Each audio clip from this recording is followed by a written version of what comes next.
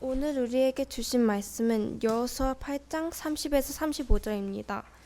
그때 여호수아가 이스라엘의 하느님 여호와를 위하여 에발신의 한 제단을 쌓았으니 이는 여호와의 종 모세가 이스라엘 자손에게 명령한 것과 모세의 율법책에 기록된 대로 쇠 연장으로 다듬지 아니한 새 돌로 만든 제단이라.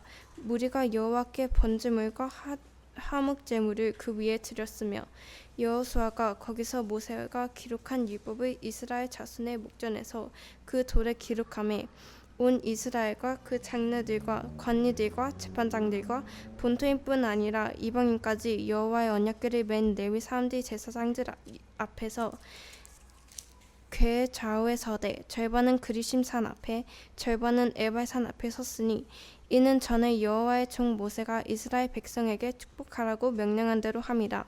그 후에 여호수아가 율법책에 기록된 모든 것대로 축복과 저주하는 율법의 모든 말씀을 낭독하였으니 모세가 명령한 것은 여호수아가 이스라엘 온 회중과 여자들과 아이와 그들 중에 동행하는 거류민들 앞에서 낭독하지 아니한 말이 하나도 없었더라. 아멘.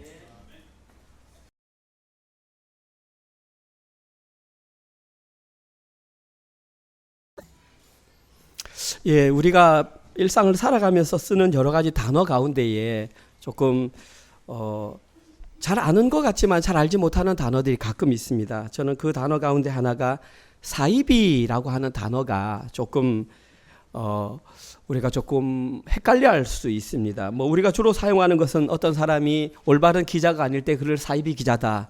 또 어떤 교수가 올바로 가르치지 못할 때 사이비 교수다. 뭐 그런 말을 씁니다. 그런데 저는 오늘 말씀을 준비하면서 이 사이비가 한자어라는 것을 그냥 대충 짐작은 했는데 조금 놀랐습니다. 이 사이비라고 하는 것은 같을 사, 이을 이, 아닐 비. 그래서 뜻 그대로 같으면 같아 보이지만 아니다. 비슷하게 보이지만 근본적으로 그렇지는 않다라는 한자어이더라고요. 쉽게 말해서 겉으로 드러난 모습만 보면 그것이 진짜인지 가짜인지 구분하기 쉽지 않다. 그리고 사실 가장 많이 쓰이는 것은 종교에 가장 많이 쓰이죠. 우리는 사이비 종교라는 말을 하면서 마치 사이비 종교에 포함되면 가정이나 인생이 파탄해서 어떤 사회 악을 일으키는 정도로 많이 사용합니다. 왜 이렇게 사람들이 이 단어를 종교에 붙여서 많이 사용할까요? 저는 생각하는데 일종의 이것이 어떤 자기 방어 기제가 아닌가 그런 생각을 합니다. 우리 친구들이 이해할지 모르겠지만 자기 방어 기제는 스스로 보호하기 위해서 상대방에게 오히려 공격을 가한다는 것입니다. 특별히 현대 기독교에서 구원과 관련되었을 때에 상대방을 향해서 사이비 아니냐라는 말을 함으로써 그 말을 자기가 내뱉음으로써 오히려 자기는 정통에 가깝다라는 것을 증명하는 반증의 자료로 사용하지 않나 그런 생각을 한번 해보았습니다. 사실은 건강하지 못한 것이라고 생각합니다. 구원과 관련해서 누가 당신의 구원이 진짜 구원이다라고 이 땅 가운데 확신할 수 있겠습니까? 사실은 어느 누구도 여기에 대해서는 확신할 수 없습니다. 특별히 기존 교회에서도 그것이 구원과 관련되어 있다 보니까 특별히 개인 구원과 관련되어 있다 보니까 이런 어떤 자기 방어 기제, 자기 포장하는 차원에서 그냥 넘어가 왔던 것도 사실입니다. 그런데 이 문제는 결코 가볍게 다루어서는 안 되는 너무나 중요한 문제입니다. 인생에 단 한 번 누군가는 정확하게 짚어줘야 합니다. 당신이 알고 있는 구원이 진짜 예수님께서 말씀하신 정확한 구원인가? 내가 어떤 공동체에 소속되어 있기 때문에 그것이 나의 구원이 정확하다가 아니라 그 공동체 안에 소속되어 있지만 내가 실제로 믿고 하는 그 구원이 정확한 구원인가? 여기에 대해서는 한 번은 짚고 넘어가야 한다라고 생각이 됩니다. 그런데 마침 오늘 본문을 읽다 보니까 이와 관련된 힌트가 물론 정확하게는 안 나와 있습니다. 구약 성경 여호수아이기 때문에 거기에 대해서 그런 내용은 없지만 제가 묵상을 하는데 유사한 이것을 좀 알려주는 듯한 내용이 기록되어 있었습니다. 잘 보이지 않는 곳에. 그래서 저는 오늘 본문을 통해서 그 숨겨진 내용을 통해서 정말 우리가 가진 구원은 올바른 구원인가? 예수님께서 정확하게 구원받는 믿음이라고 한 그 구원이 나에게는 있는가? 한 번은 점검해 보는 시간을 가졌으면 좋겠습니다. 오늘 주보를 보시면 첫 번째 내용으로 심판과 구원이라고 나와 있습니다. 이것은 오늘 본문에 기록된 표면적인 내용입니다. 우리 세연이가 뒷부분만 읽었지만 사실은 앞부분 18절부터 우리는 오늘 본문에 해당됩니다. 오늘 심판과 구원에 해당되는 내용은 18절에서 29절입니다. 읽지 않았기 때문에 제가 천천히 읽겠습니다. 조금 지루할 수 있으니까 집중해서 들어보시면 좋습니다. 먼저 결과부터 말씀드리면 이 내용은 아이 성이 심판받는 내용입니다. 아이라고 하는 성이 어떻게 패망을 하는지 한번 들어보십시오. 여호와께서 여호수아에게 이르시되 네 손에 잡은 단창을 들어 아이를 가리키라. 그 성을 가리키라. 아이라는 뜻은 폐허, 무더기라는 뜻입니다. 가리키라. 내가 이 성읍을 네 손에 넘겨주리라. 여호수아가 그의 손을 잡은 단창을 들어 그 성읍을 가리키니 그의 손을 드는 순간 복병, 이 복병은 숨어있는 병사, 군대용어로는 매복이라고 합니다. 그들의 자리에서 급히 일어나 성읍으로 달려 들어가서 점령하고 그 성읍에 불을 놓았더라. 아이 사람들이 뒤를 돌아본 즉 그 성읍의 연기가 하늘에 닿은 것이 보이니 이 길로도 저 길로도 도망할 수 없이 되었고 광야로 도망하던 이스라엘 백성들은 그 추격하던 자에게로 돌아섰더라. 여호수아를 포함한 본질이 도망하는 척하다가 지금 돌아서서 역공을 하는 겁니다. 여호수아와 온 이스라엘이 그 복병이 성읍을 점령함과 성읍의 연기가 오름을 보고 다시 돌이켜 아이 사람들을 쳐 죽이고 복병도 성읍에서 나와 그들을 치매 그들이 이스라엘 중간에 든지라. 어떤 사람들은 이쪽에서 어떤 사람들은 저쪽에서 쳐 죽여서 한 사람도 남거나 도망하지 못하게 하였고 아이 왕을 사로잡아 여호수아 앞으로 끌어왔더라. 이스라엘이 자기들을 광야로 추격하던 모든 아이 주민들을 들에서 죽이되 그들이 다 칼날에 엎드러지게 하여 진멸하기를 마치고 온 이스라엘이 아이로 돌아와서 칼날로 죽임에 그날에 엎드러진 아이 사람들은 남여가 모두 12,000명이라. 아이 주민들을 진멸하여 바치기까지 여호수아가 단창을 잡아 든 손을 거두지 아니하였고 오직 그 성읍의 가축과 노략한 것은 여호와께서 여호수아에게 명령하신 대로 이스라엘이 탈취하였더라. 이에 여호수아가 아이를 불살라 그것으로 영원한 무더기를 만들었더니 오늘까지 황폐하였으며 그가 또 아이 왕을 저녁 때까지 나무에 달았다가 해질 때에 명령하여 그의 시체를 나무에서 내려 그 성문 어귀에 던지고 그 위에 돌로 큰 무더기를 쌓았더니 그것이 오늘까지 있더라. 제가 조금 빠르게 읽었지만 한마디로 요약하면 아이성이 이렇게 패망하였다. 첫 번째 어떻게 패망했느냐. 하나님께서 작전을 주십니다. 8장 2절에 읽지 않았지만 제가 읽습니다. 이렇게 작전을 합니다. 너는 여리고와 그 왕에게 행한 것 같이 아이와 그 왕에게 행하되 오직 가서 탈취한 물건과 가축은 스스로 가지라. 너는 아이 성 뒤에 복병을 둘지니라. 하나님께서는 8장 2절에서 이기는 방법을 알려주셨습니다. 복병을 두라. 군사를 미리 숨겨두라는 것입니다. 그래서 오늘 보면 18절 19절에 그 명령에 따라 이미 작전을 짰고 도망가던 여호수아가 손에 탄장을 드는 순간 그 복병들이 그 성을 덮쳤습니다. 왜냐하면 그 성에는 이미 사람들이 다 빠져가 있었기 때문입니다. 그리고 그들이 가서 한 역할이 19절에 보면 그 성에 불을 놓았습니다. 그 성읍에 불을 놓았더라. 그리고 그 불길이 치솟자 아이 사람들은 어쩔 줄을 모르는 겁니다. 잡으러 나왔다가 성에는 불이 있고 뒤로 돌아보니까 공격도 못하고 당황하는 사이에 도망가던 여호수아와 본진이 뒤로 돌아서서 그들을 공격했습니다. 이것을 우리가 예속담에 뭐라고 하냐면은 도간에 든 쥐다 이렇게 말을 했습니다. 그런데 결국 한 사람도 도망가지 못하고 다 칼날에 죽었습니다. 오늘 본문 25절에 의하면 그때 죽은 군사의 숫자가 12,000명이다. 참고로 아이성과의 전투에서 이스라엘 백성들이 죽었던 숫자는 36명이었다. 7장 5절에 나와 있습니다.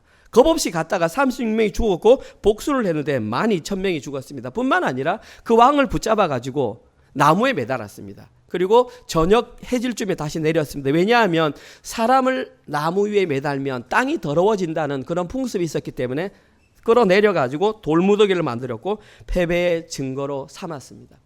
이렇게 아이성은 완전히 패배하고 말았습니다. 완전히 무너지고 말았습니다. 이것이 오늘 본문에 기록된 아이성에 대한 심판의 메시지입니다.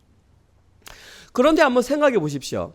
성경이라고 하는 것은 하나님께서는 특별한 목적을 가지고 기록했는데 아니 여리고 성보다도 훨씬 더 작고 사실은 누구인지도 잘 모르는 그 아이성의 멸망에 대해서 이렇게 8장 전체를 할애할 정도로 중요한 내용인가 한 번은 생각해 보아야 합니다. 제가 늘 말하듯이 성경에서 중요한 내용은 그 지면을 많이 차지한다. 오늘 지면 엄청 많이 차지했습니다. 왜 이렇게 아이성에 대한 관련 내용을 자세하게 다루었을까요? 그 이유는 그들에게 중점점이 있는 것이 아니라 이스라엘의 패배와 관련되어 있기 때문에, 더 나아가서는 이스라엘의 구원과 관련되어 있기 때문에 상대적으로 아이성에 대해서 자세하게 다룬 것입니다. 그리고 이스라엘이 패배하는 데 직접적인 역할을 한 존재가 누구냐 하면 바로 아간입니다. 아까 임지사님이 기도하실 때 아간과 같은 우리에게 했던 그 아간입니다. 우리가 지난 한 주 동안 묵상했던 내용의 핵심 인물이 아간입니다. 여호수아 7장 1절. 이스라엘 자손들이 온전히 바친 물건, 이 단어 온전히 바친 물건을 헬라어로 헤렘이라고 합니다. 한 단어인데 한글로는 이렇게 펼쳐서 온전히 바친 물건인데 헤렘으로 말미암아 범죄하였으니 이는 유다 지파 세라의 증손 삽디의 손자 갈미의 아들 아간이 온전히 바친 물건을 가졌습니다. 여호와께서 이스라엘 자손들에게 진노하시니라. 그 핵심 인물이 아간인데 중요한 단어가 첫째 줄에 보면은 범죄하였다라는 단어가 나옵니다. 우리 한글로는 범죄하였다 그러면 그냥 한 단어입니다. 그냥 범죄했다 그러면은 그것이 살인죄든 도둑질이든 다 범죄입니다. 그런데 헬라어에는 범죄라는 단어가 4개가 있습니다. 시간이 좀 가지만 소개하겠습니다. 첫 번째는 그냥 몰라도 됩니다. 듣기만 하십시오. 하타라고 합니다. 이 하타는 하나님의 뜻에 벗어난 범죄를 하타라고 합니다. 두 번째, 아온이라고 하는데 이 아온은 악한 마음을 가지고 행하는 못된 행동을 아온이라고 합니다. 세 번째 단어는 페샤입니다. 이 페샤는 반역적인 성격을 가졌을 때 범죄한 것을 말합니다. 마지막 네 번째는 마알이라고 합니다. 이 마알은 하나님에 대하여 신실하지 못한 행동, 하나님의 성물에 손을 대었거나 하나님의 이름을 망령되이 택한 것. 이스라엘 백성들이 포로로 잡혀갔을 때 쓰인 단어는 마알입니다. 질문 드리겠습니다. 오늘 본문에서 아간이 행했던 범죄는 4가지 단어 가운데 어디에 해당될까요? 마알에 해당됩니다. 하나님과의 언약에 신실하지 못한 성물에 손을 댄 것과 같은 하나님의 이름을 망령되이 행했던 것과 같은 행동을 누가 했냐면 아간이 했다는 것입니다. 도대체 아간이 뭐 그래 중요하길래 저희들이 알아야 됩니까? 아간이 중요한 이유는 그의 지파 때문입니다. 둘째 단에 어떤 지파로 나와 있습니까? 다 같이 말씀해 주십시오. 유다 지파라고 나와 있습니다. 유다 지파가 왜 중요하냐면 이스라엘의 12지파 가운데 장자. 목사님 장자는 유다 아니잖아요. 르벤이 장자잖아요. 근데 르벤은 아버지의 침상에 올랐기 때문에 장자의 자격을 잃어버렸습니다. 목사님 그러면 요셉이 장자 아닌가요? 요셉은 축복을 받았지만 장자는 유다에게 넘어갔습니다.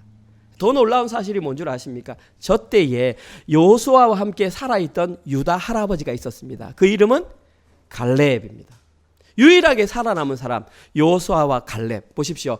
장자 지파에 80세 이상이 된 수염이 있는 그 지도자가 살아있는 그 지파. 그 지파는 절대 죄를 짓지 않을 지파 같은데 지금 그 지파에서 누가 나왔냐면 아간이 나왔다는 것입니다.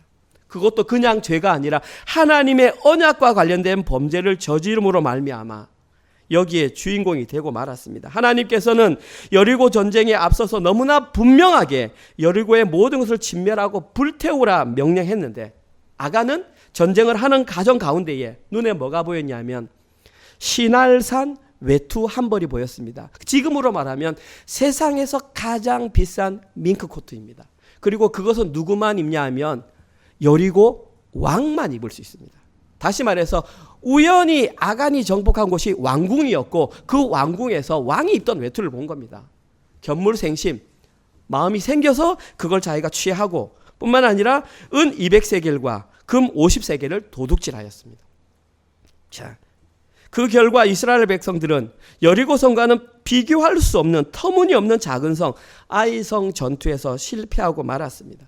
만약에 아간이 그 물건에 손을 대지 않았다면 이스라엘은 그 전쟁에서 패배하지도 않았을 것입니다. 그리고 아간도 구원의 대상이 되었을 것입니다. 여기에서 우리 이렇게 많이 생각합니다. 그러니까 맞습니다. 틀린 건 아니지만 아간과 같이 탐욕을 우리가 취하면 안 되겠구나. 그런 인물이 되면 맞습니다. 그러나 성경은 우리에게 윤리를 가르치는 것이 아니라 구원을 가르칩니다.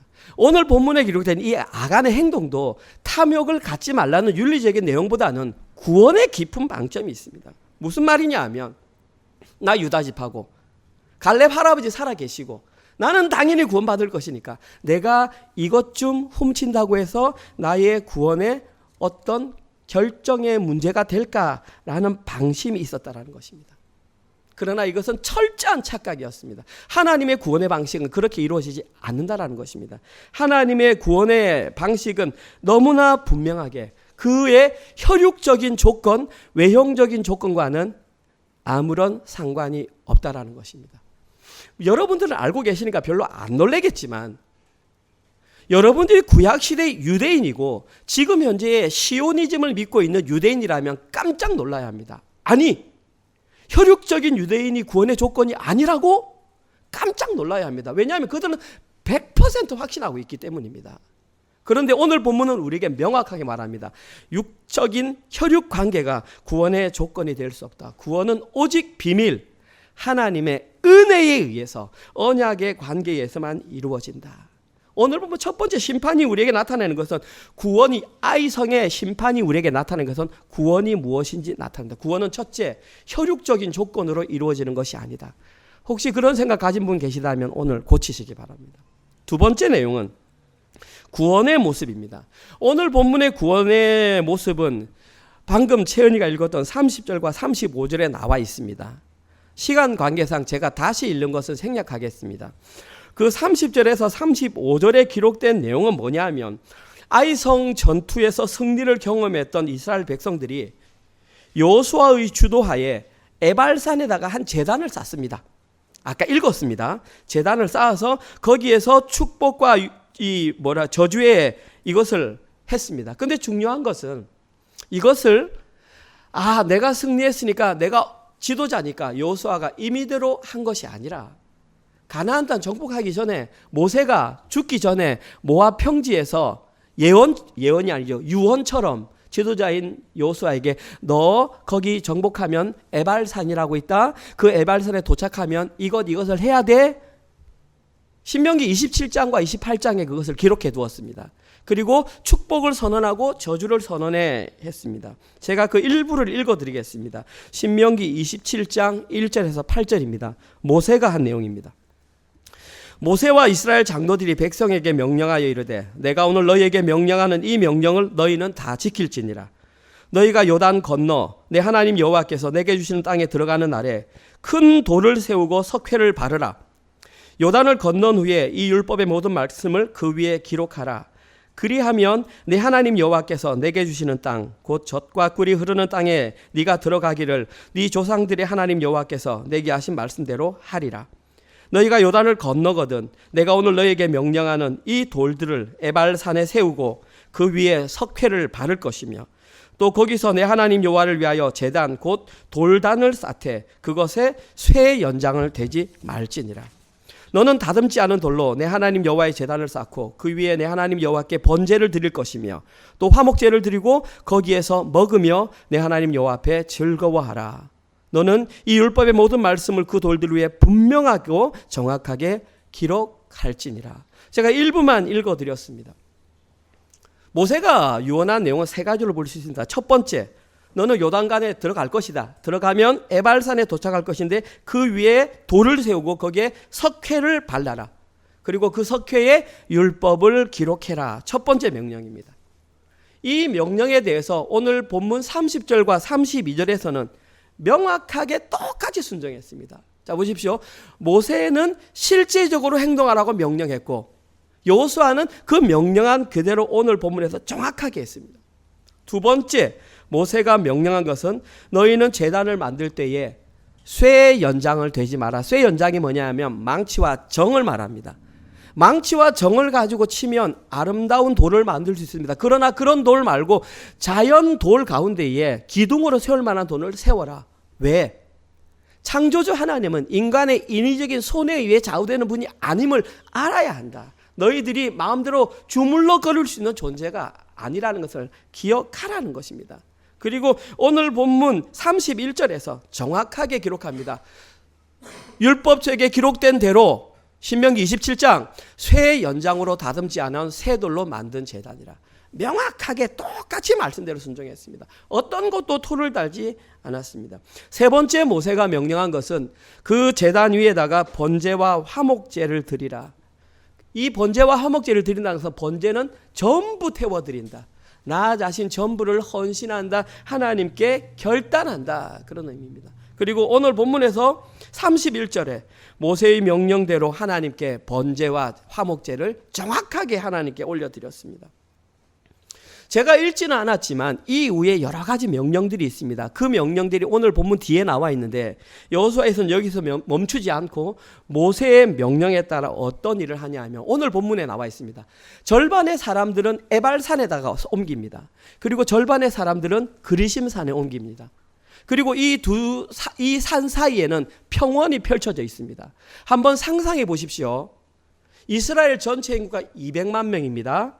그 중에 한 50만 명이 지금 30만 명이 요단 동편에 남아있다고 가정합시다. 왜냐하면 므낫세 반지파, 르벤 지파, 갓 지파는 남아있기 때문에. 그럼 나머지 150만 명에서 170만 명이 한 무리 80만 명은 에발산에 올라가고 한 무리 70만 명은 그리심산에 올라가는 광경을 한번 생각해 보십시오.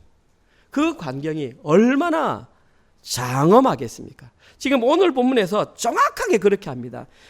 오늘 본문에 기록되어 있지는 않지만 신명기 본문에 기록되어 있는 내용에 의하면 에발산에 올라간 지파는 르벤 지파, 갓 지파, 아셀 지파, 스불론 지파, 단 지파, 납달리 지파 이렇게 6지파가 에발산에 올라가서 이렇게 말합니다. 여호와께서 이러이러 행하면 저주를 받을지라. 그 산에서 쩌렁쩌렁 소리를 질렀습니다. 그 다음에 반지파는 그리심산에 올라갔는데 그 지파는 시므온 지파, 레위 지파, 유다 지파, 이사갈 지파, 요셉 지파, 베냐민 지파 6지파는 그리심산에 올라가서 이렇게 하면 복이 있을 것이다. 오늘 집에 돌아가셔서 신명기 27장, 28장 한번 읽어보십시오. 어떤 경우에 복을 받고 어떤 경우에 저주를 받는지 한 가지 특징만 말씀드리겠습니다. 저주를 받을 때는 조건이 굉장히 다양합니다. 이런 거 하면 저주받고 이런 거 하면 저주받고 이런 거 저주받는데 하나님께 축복을 받을 때는 단 한 가지입니다. 율법에 기록된 말씀을 지키면 들어가도 복을 받고 떡반죽이 복을 받고 뭐도 복을 받고 뭐도 복을 받고 그 복이 얼마나 긴지 한순간에 읽을 수 없을 정도로 이것이 하나님 여호와의 마음입니다. 오늘 본문에 정확하게 그렇게 되어 있습니다. 근데 너무나 재밌는 사실이 뭐냐 하면 그 이스라엘의 200만 명에 달하는 그 중에 170만 명이 산을 오가는 그 현상 가운데에 우리가 생각지도 못했던 사람들이 그 속에 포함되어 있다는 것입니다. 33절 나와 있네요. 한번 첫 줄만 같이 한번 읽어보겠습니다. 시작. 온 이스라엘과 그 장로들과 관리들과 재판장들과 본토인뿐 아니라 이방인까지 그만. 자, 쭉 온 이스라엘 다 들어갔습니다. 그런데 끝에 누가 있냐면 이방인이 포함되어 있습니다. 이방인이 거기 포함되어 있다고? 35절입니다. 같이 읽어봅시다. 시작. 모세가 명령한 것은 여호수아가 이스라엘 온 회중과 여자들과 아이와 그들 중에 동행하는 거류민들 앞에 이번에는 온 회중이 있는데 여자들도 아이들도 누구도 다 들어갔는데 누가 있냐면 거류민. 아까는 뭐라고 기록되어 있었습니까? 이방인, 여기는 거류민. 같은 단어입니다. 게르라고 하는 동일한 단어입니다. 쉽게 말해서 이들은 혈육적으로 이스라엘 백성들이 아닙니다. 그럼 그들은 생각할 때 이들은 구원의 대상자가 아니라고 생각을 했던 자들입니다. 그런데 오늘 본문에 보면 당당하게 언약의 자리에 참여하고 있는 것을 알 수 있습니다. 언약의 자리에 참여한다는 것은 그들은 구원의 대상이 되었다는 것입니다.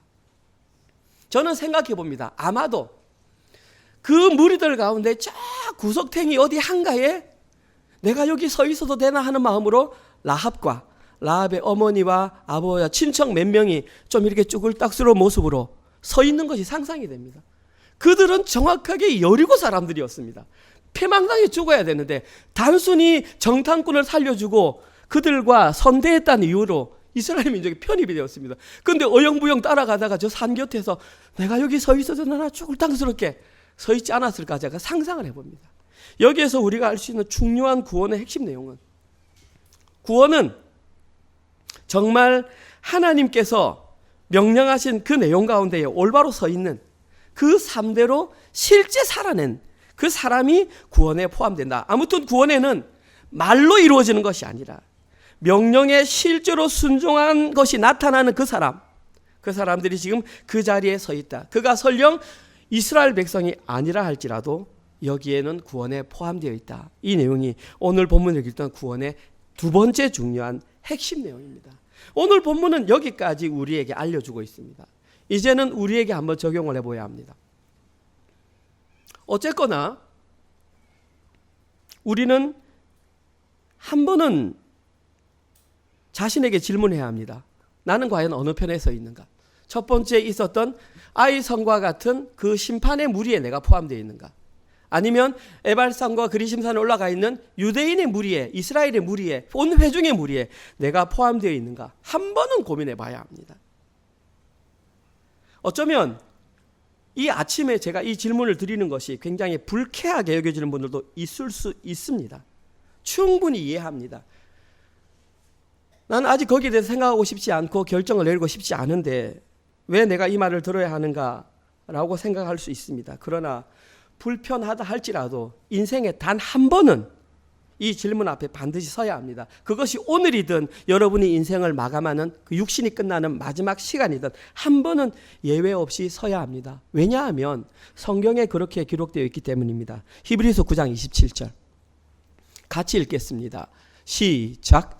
한 번 죽는 것은 사람에게 정해진 것이요 그 후에는 심판이 있으리니. 이것은 진리입니다. 제가 정하는 것도 아니고 여러분의 감정이 정하는 것도 아니고 한 번 죽는 것은 사람에게 정해진 것이요 부인하는 사람 없습니다. 두 번째, 그 위에는 심판이 있다.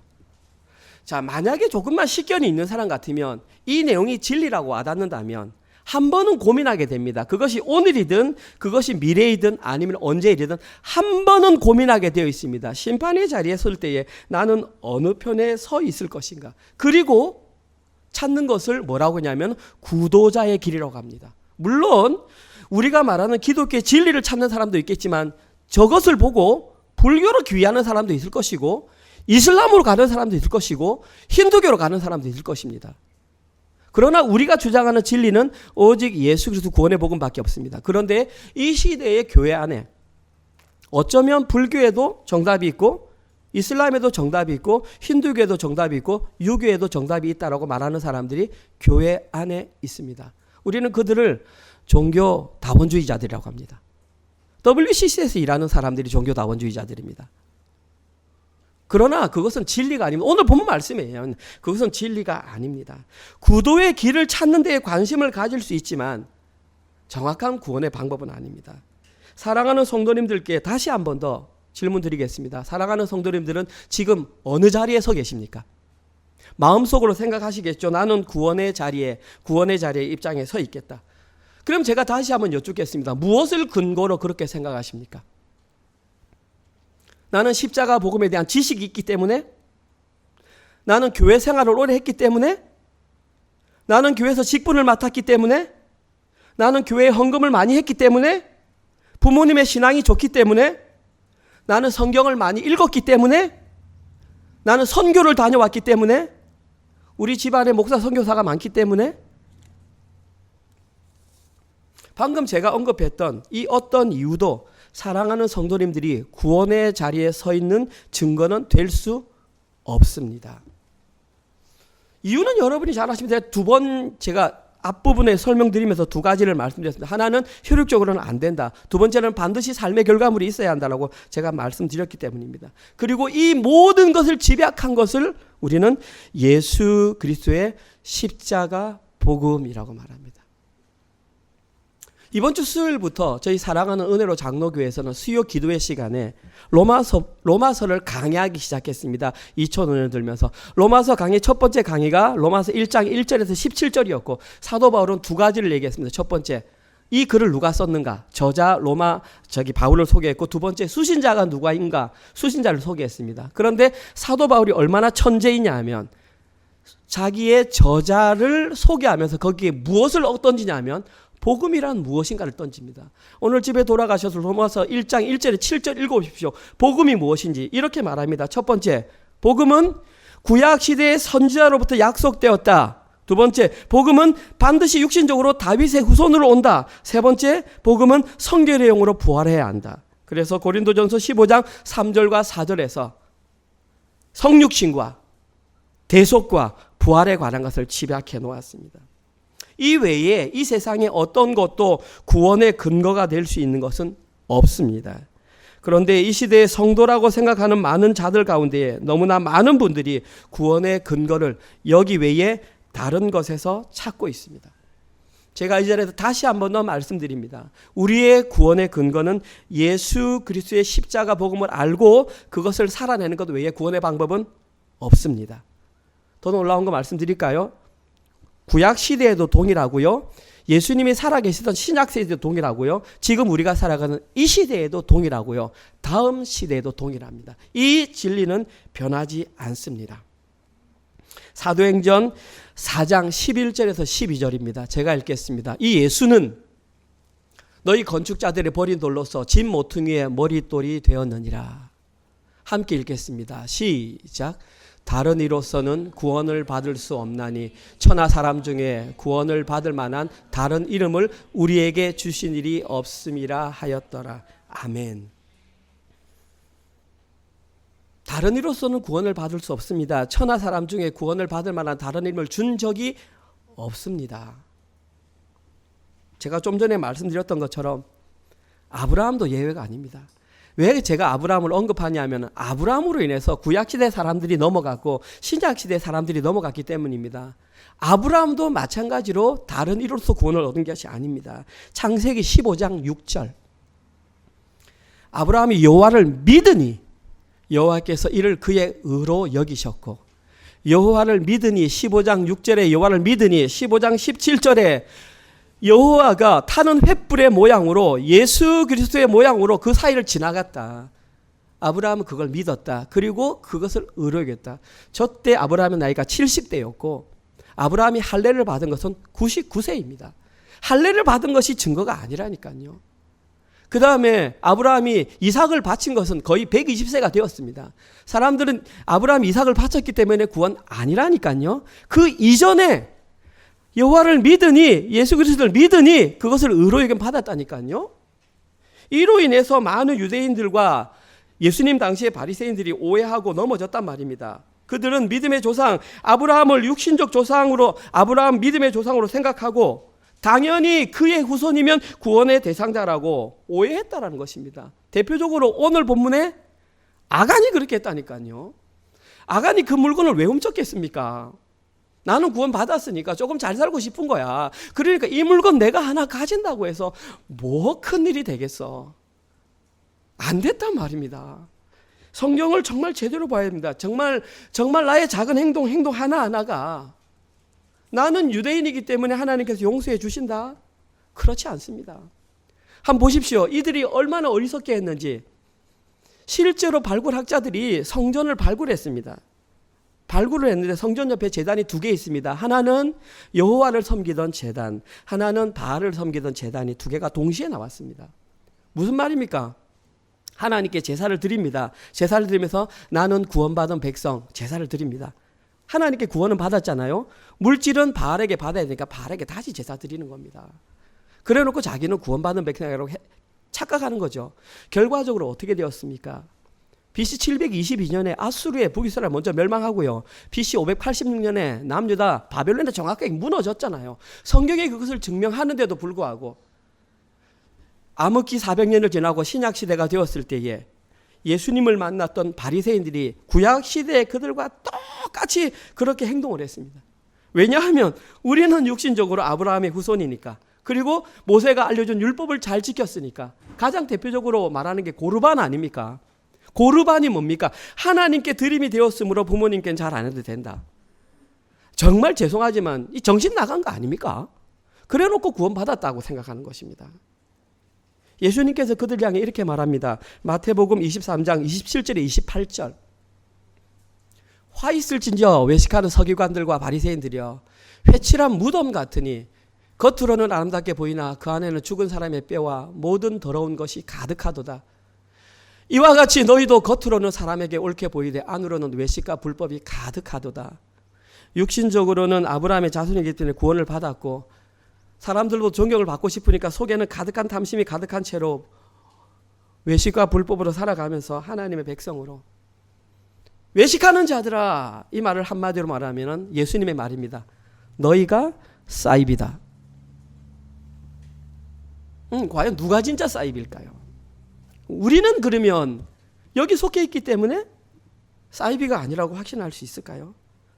정말 죄송한 말씀이지만 이 시대의 교회에도 그런 현상이 너무나 발생하고 있습니다. 구원의 본질은 잃어버린 지 오래되었고 외식과 불법으로 자신의 신앙을 포장하면서 자신은 당연히 구원의 대상자라고 생각하는 자들. 예가 될지 모르겠지만 우리는 우리 조국 대한민국을 위해서 기도해야 합니다. 지금 너무나 안타까운 상황이 있는데 기독교인들 사이에 그것을 바라보는 그들의 모습을 바라보면 그들이 진짜 그리스도인인지 의심스럽습니다. 복음이 진리가 정확히 있음에도 불구하고 이념을 앞세워서 극좌와 극우로 나눠져서 서로를 비난하고 서로를 비방하는 그 모습 가운데에 구원이 있다고 생각하는 것은 착각이 아닐까요?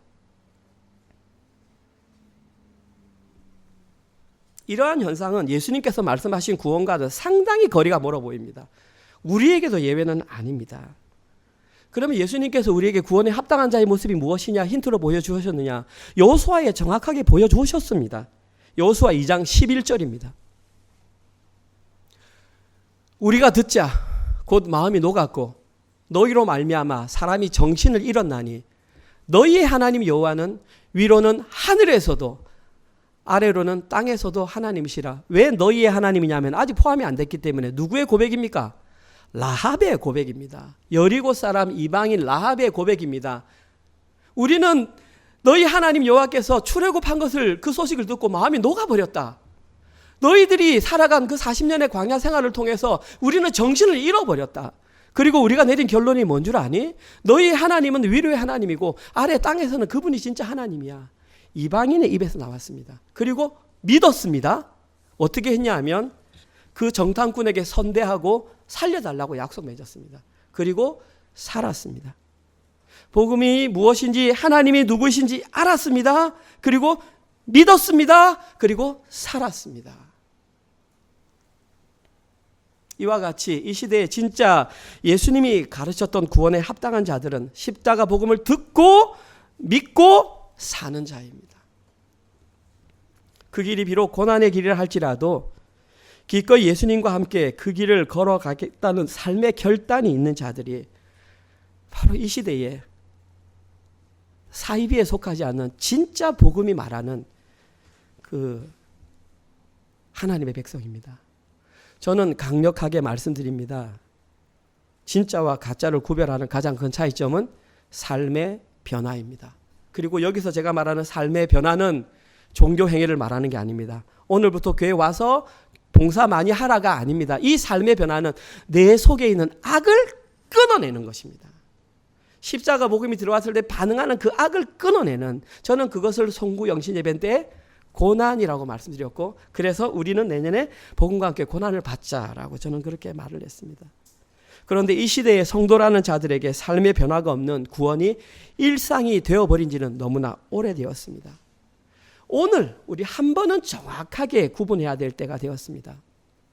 그리고 어떤 것이 진짜인지는 예수님께서 이 땅에 다시 오실 때에 심판대 앞에 섰을 때만 우리는 알 수 있습니다. 그러나 저는 확신합니다. 복음을 듣고 믿고 삶으로 살아내는 그 자가 진짜 올바른 복음을 살아내는 자라는 확신이 있습니다. 오늘 설교를 마무리하겠습니다. 부담스러운 질문이지만 사랑하는 성도님들, 지금 현재 자신이 어디에 서 있다고 생각하십니까? 우리가 서 있어야 할 자리는 반드시 구원의 자리여야만 합니다.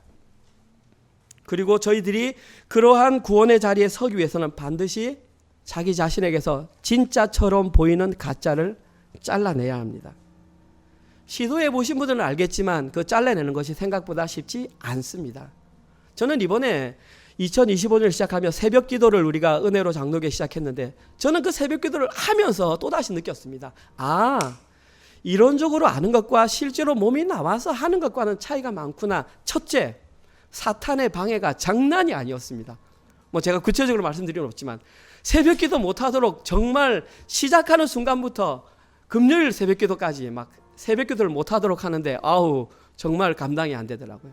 그러나 실제로 나와서 자기 몸으로 했을 때에 그때 느끼는 마음은 완전히 달랐습니다. 이제는 우리는 하나씩 우리 속에 있는 그러한 악들을 잘라내야 합니다. 어쩌면 내 살점을 오려내는 것보다 더한 아픔이 있을 수 있습니다. 그러나 그것을 잘라낼 때에 진짜 우리 삶에 그리스도를 믿는 삶의 변화가 있다면 우리는 그렇게 해내야 합니다. 이제는 더 이상 핑계하지 맙시다. 사도 바울이 말했던 것처럼 경건은 이생과 내생에, 금생과 내생에 둘 다 유익이 있다고 하는데 우리 경건한 삶을 살기 위해서 한번 노력해 봅시다. 각자가 새벽기도 나오란 말이 아닙니다. 각자의 삶의 자리에서 조금만 10분만 일찍 일어나서 말씀 묵상하시고 기도하시고 출근하시기 바랍니다. 정말 그런 긴장감들이 우리의 악들을 제거하며 하나님 앞으로 나아갑니다. 저는 개인적으로 은혜로 장로교에 속한 모든 분들이 2025년에는 이 일에 동참했으면 좋겠습니다. 그래서 예수님께서 다시 오실 때에 우리 여기에 계신 모든 분들이 동일한 곳에 서 있으면 좋겠습니다. 내가 여기에 서 있는데 여기에 계신 분 중에 누군가 저기에 서 있다면 얼마나 마음이 아프겠습니까? 평생을 교회를 나가서 신앙생활을 했는데 여기에 서 있지 못하는 것은 너무나 가슴 아픈 일입니다. 오늘 밤 가시기 전에 한 번만 진지하게 생각해 주십시오. 참으로 나는 어디에 서 있는가? 그리고 예수님께서 원하시는 길에 서 있기 위해서는 나의 신앙이 어떠해야 하는가? 한 번만 결단하시는 모든 분들 되시기를 주님의 이름으로 축원드립니다. 아멘. 하나님 감사합니다. 비록 구약 성경이지만 여호수아에 숨겨져 있는 십자가 복음 진리를 발견하게 하시니 참으로 감사합니다. 그러나 이제는 진리를 발견한 그것에 만족하지 않게 하여 주시옵소서. 이제는 성경에 감추어진 진리를 발견했으면 우리의 현실의 삶으로 그걸 증명해낼 수 있는 믿음을 허락하여 주시옵소서. 말씀을 듣고 말씀을 믿고 말씀을 살아내는 우리 모든 성도들이 되게 하여 주시옵소서. 그리고 그 과정이 힘들고 어렵다 할지라도 내 속에 있는 그런 악들을 도려내는 경건의 삶들을 살아내게 하여 주시옵소서. 그리하여 주님이 땅에 다시 오시는 날 사랑하는 우리 모든 사랑하는 은혜로 가족들이 양의 편에 서서 주님을 찬양하며 예수 그리스도의 신부로 당당히 그 자리에 설 수 있도록 은혜를 허락하여 주시옵소서. 현실의 삶을 살아가다가 주님께서 허락하신 직장과 사업지를 통하여 우리에게 합당한 물질을 주셨습니다.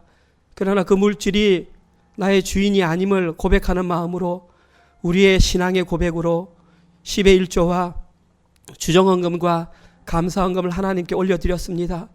하나님, 함께 동참하지 못한 자들에게도 동일한 믿음과 동일한 은혜를 주셔서 예배 자리에 나올 때에 빈손으로 나오지 아니하고 하나님께 그 마음을 표할 수 있는 믿음을 허락하여 주시옵소서.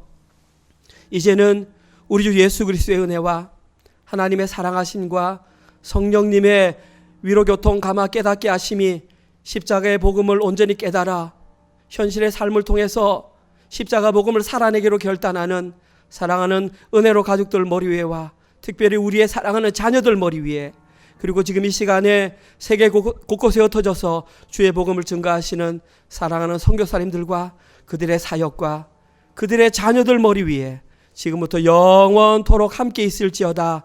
아멘.